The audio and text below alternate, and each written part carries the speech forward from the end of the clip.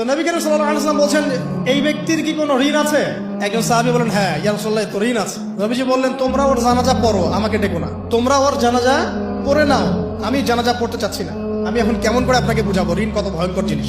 আপনি যে ব্যাংক থেকে 3-4 কোটি টাকার লোন নিয়ে রাখছেন, লাখ লাখ টাকা লোন নিয়ে বসে আছেন, দিব্যি সুখে বসে আছেন, এমন চিন্তায় যে আপনার মৌত হবে না। আর নবী সাল্লাল্লাহু আলাইহি ওয়াসাল্লাম সময়ে একজন মারা যাচ্ছেন, তিনি বলছেন তোমরা জানাজা পড়ে নাও, আমি জানাজা পড়তে চাচ্ছি না। মানে ঋণগ্রস্ত ব্যক্তি জানাজাও তিনি পড়তেন না। তারপরে একজন এসে বললেন, ইয়া রাসূলুল্লাহ, আমি তার ঋণ শোধ করে দিব, তার যা ঋণ আছে আমি শোধ করে দিব। তখন নবী এসে জানাজা পড়লেন সাল্লাল্লাহু আলাইহি ওয়াসাল্লাম। তা আপনার এই কোটি কোটি টাকা ঋণ শোধ করার লোক তো রেডি আছে নাকি? আছে না?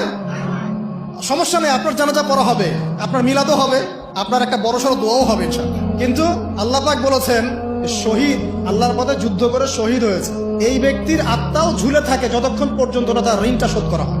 এবার বলেন আমি কি বুঝাবো আপনাকে? আর কিছু বলতে হবে? তো এখন সেই দোয়া শিখাচ্ছি আপনাদেরকে, যে দোয়া শিখলে আপনারা ঋণ থেকে বাঁচবেন।